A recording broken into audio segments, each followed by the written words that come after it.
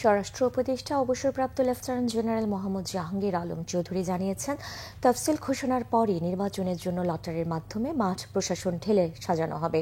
Patuakhali circuit হাউসে তিনি কথা বলেন, জানান নির্বাচনের আগে 5 দিন, নির্বাচনের দিন 1 দিন এবং নির্বাচনের পরে 3 দিন কঠোর নিরাপত্তা ব্যবস্থা বহাল থাকবে। তবে দেশের পরিস্থিতি অনুযায়ী এই সময়সীমা সমন্বয় করা হতে পারে।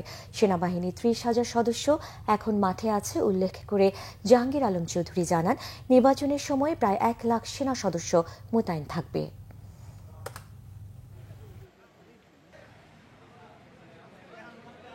আমাদের এখানে সেনাবাহিনী আছে মাঠে 30,000 প্লাস, হয়তো আস্তে আস্তে হয়তো আমরা তাদের উঠাবো এক সময়।